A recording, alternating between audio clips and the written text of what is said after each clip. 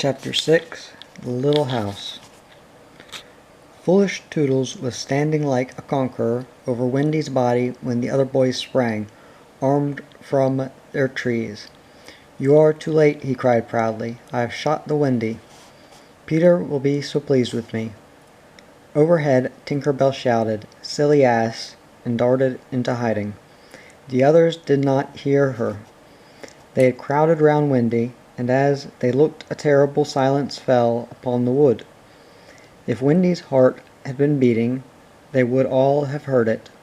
Slightly was the first to speak. "This is no bird," he said, in a scared voice. "I think it must be a lady."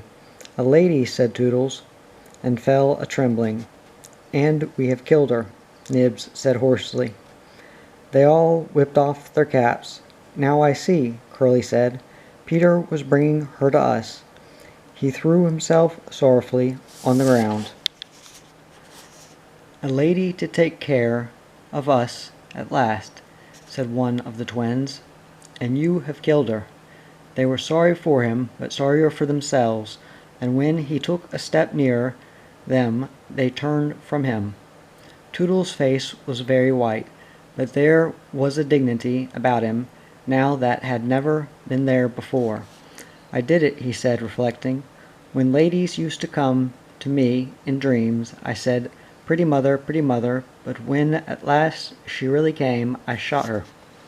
He moved slowly away. "Don't go," they called in pity. "I must," he answered, shaking. "I am so afraid of Peter." It was at this tragic moment that they heard a sound which made the heart of every one of them rise to his mouth. They heard Peter crow. "Peter," they cried, for it was always thus that he signaled his return. "Hide her," they whispered, and gathered hastily around Wendy, but Toodles stood aloof. Again came that ringing crow, and Peter dropped in front of them. "Greeting, boys," he cried, and mechanically they saluted, and then again was silence. He frowned. "I am back," he said hotly. "Why do you not cheer?" They opened their mouths, but the cheers would not come. He overlooked it in his haste to tell the glorious tidings. "Great news, boys," he cried. "I have brought at last a mother for you all." Still no sound, except a little thud from Toodles as he dropped on his knees. "Have you not seen her?" asked Peter, becoming troubled. "She flew this way." "Ah me," one voice said, and another said, "Oh, mournful day." Toodles rose. "Peter," he said quietly, "I will show her to you." And when the others would still have hidden her, he said, "Back, twins, let Peter see." So they all stood back and let him see, and after he had looked for a little time, he did not know what to do next. "She is dead," he said uncomfortably. "Perhaps she is frightened at being dead." He thought of hopping off in a comic sort of way till he was out of sight of her, and then never going near the spot any more. They would all have been glad to follow if he had done this, but there was the arrow. He took it from her heart and faced his band. "Whose arrow?" he demanded sternly. "Mine, Peter," said Toodles on his knees. "Oh, dastard hand," Peter said, and he raised the arrow to use it as a dagger. Toodles did not flinch. He bared his breast. "Strike, Peter," he said firmly. "Strike true." Twice did Peter raise the arrow, and twice did his hand fall. "I cannot strike," he said with awe. "There is something stays my hand." All looked at him in wonder, save Nibs, who fortunately looked at Wendy. "It is she," he cried, "the Wendy lady. See her arm." Wonder to relate, Wendy had raised her arm. Nibs bent over her and listened reverently. "I think she said, 'Poor Toodles,'" he whispered. "She lives," Peter said briefly. Slightly cried instantly. "The Wendy lady lives." Then Peter knelt beside her and found his button. "Do you remember she had put it on a chain that she wore round her neck?" "See," he said, "the arrow struck against this. It is the kiss I gave her. It has saved her life." "I remember kisses," slightly interposed quickly. "Let me see it. Aye, that's a kiss." Peter did not hear him. He He was begging Wendy to get better quickly so that he could show her the mermaids. Of course she could not answer yet, being still in a frightful faint, but from overhead came a wailing note. "Listen to Tink," said Curly. "She is crying because the Wendy lives." Then they had to tell Peter of Tink's crime, and almost never had they seen him look so stern. "Listen, Tinker Belly cried. I am your friend no more. Begone from me forever."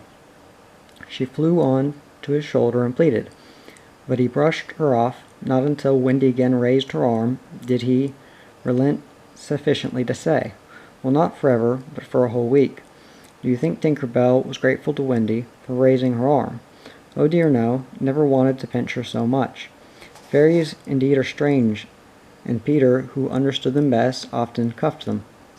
But what to do with Wendy in her present delicate state of health? "Let us carry her down into the house," Curly suggested. "Ah," said Slightly, "that is what one does with ladies." "No, no," Peter said. "You must not touch her. It would not be sufficiently respectful." "That," said Slightly, "is what I was thinking. But if she lies there," Toodles said, "she will die." "Aye, she will die," Slightly admitted, "but there is no way out." "Yes, there is," cried Peter. "Let us build a little house round her." They were all delighted. "Quick," he ordered them, "bring me, each of you, the best of what we have. Let our house be sharp." In a moment they were all as busy as tailors the night before a wedding. They scurried this way and that, down for bedding, up for firewood, and while they were at it, who should appear but John and Michael. As they dragged along the ground, they fell asleep standing, stopped, woke up, moved another step, and slept again. "John, John," Michael would say, "wake up. Where is Nana, John, and Mother?" And then John rub his eyes and mutter, "It is true, we did fly." You may be sure they were very relieved to find Peter. "Hello, Peter," they said.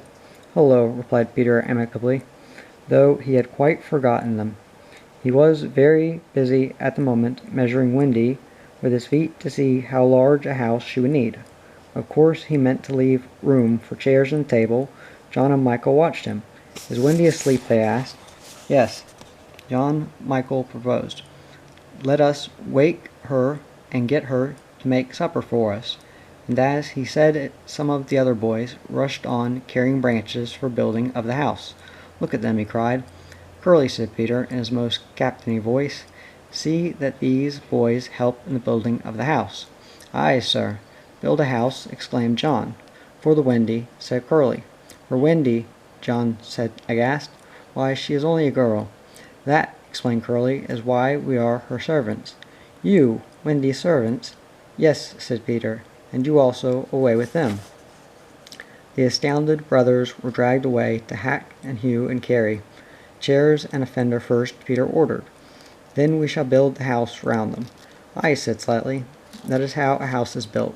It all comes back to me." Peter thought of everything. "Slightly," he cried, "fetch a doctor." "Aye," said Slightly at once, and disappeared, scratching his head. But he knew Peter must be obeyed, and he returned in a moment, wearing John's hat and looking solemn. "Please, sir," said Peter, going to him, "are you a doctor?" The difference between him and the other boys at such a time was that they knew it was make-believe, while to him make-believe and true were exactly the same thing. This sometimes troubled them, and when they had to make-believe that they had had their dinners, if they broke down in their make-believe, he rapped them on the knuckles. "Yes, my little man," anxiously replied Slightly, who had chapped knuckles. "Please, sir," Peter explained, "a lady lies very ill." She was lying at their feet, but Slightly had the sense not to see her. "Tut, tut, tut," he said. "Where does she lie?" "In yonder glade." "I will put a glass thing in her mouth," said Slightly, and he made believe to do it, while Peter waited. It was an anxious moment when the glass thing was withdrawn. "How is she?" inquired Peter. "Tut, tut, tut," said Slightly. "This has cured her." "I am glad," Peter cried. "I will call again in the evening." Slightly said, "Give her beef tea out of a cup with a spout to it." But after he had returned the hat to John, he blew big breaths, which was his habit of escaping from a difficulty. In the meantime, the wood had been alive with the sound of axes.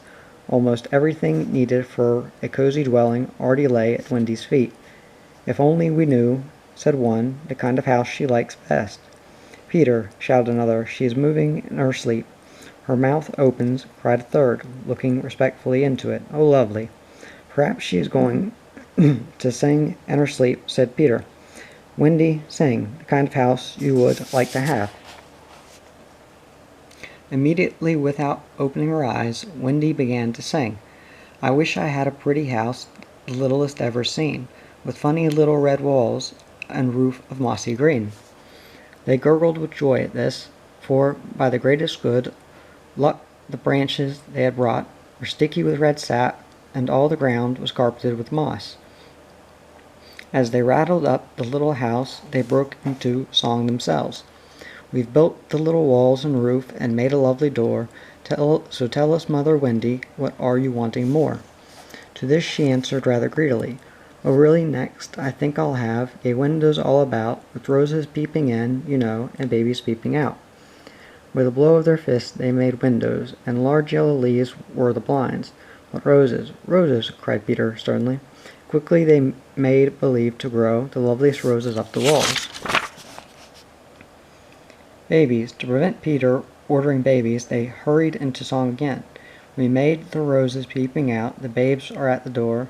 We cannot make ourselves, you know, 'cause we've been made before." Peter, seeing this to be a good idea, at once pretended that it was his own. The house was quite beautiful, and no doubt Wendy was very cozy within. Though of course they could no longer see her, Peter strode up and down, ordering finishing touches. Nothing escaped his eagle eye just when it seemed absolutely finished. "There's no knocker on the door," he said. They were very ashamed, but Toodles gave the sole of his shoe, and it made an excellent knocker. Absolutely finished now, they thought. "Not a bit. There's no chimney," Peter said. "We must have a chimney." "It certainly does need a chimney," cried John importantly. This gave Peter an idea. He snatched the hat off John's head, knocked out the bottom, and put the hat on the roof. The little house was so pleased to have such a capital chimney that, as if to say thank you, smoke immediately began to come out of the hat. Now really and truly it was finished. Nothing remained but to knock. "All look your best," Peter warned them. "First impressions are awfully important." He was glad no one asked him what first impressions are. They were all too busy looking their best.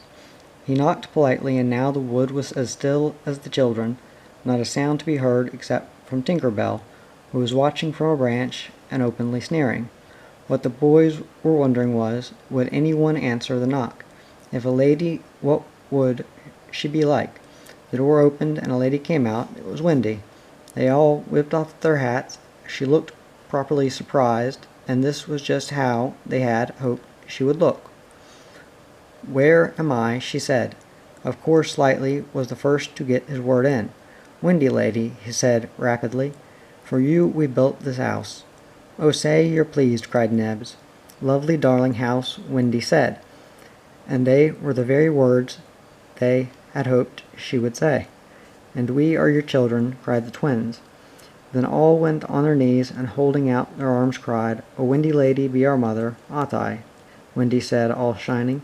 "Of course it's frightfully fascinating, but you see I'm only a little girl. I have no real experience." "That doesn't matter," said Peter, as if he were the only person present who knew all about it, though he was really the one who knew least. "What we need is just a nice motherly person." "Oh dear," Wendy said. "You see, I feel that is exactly what I am." It is," they all cried. "We saw it at once." "Very well," she said. "I will do my best. Come inside at once, you naughty children. I am sure your feet are damp. And before I put you to bed, I have just time to finish the story of Cinderella." In they went. I don't know how there was room for them, but you can squeeze very tight in the Neverland, and that was the first of many joyous evenings they had with Wendy. By and by she tucked them up in a great bed in the home under the tree, but she herself slept that night in the little house, and Peter kept watch outside with drawn sword. for the pirates could be heard carousing far away, and the wolves were on the prowl. The little house looked so cozy and safe in the darkness, with the bright light showing through its blinds, and the chimney smoking beautifully, and Peter standing on guard. After a time he fell asleep, and some unsteady fairies had to climb over him on their way home from Norgey. Any of the other boys obstructing the fairy path at night, they would have mischief, but they just tweaked Peter's nose and paused on.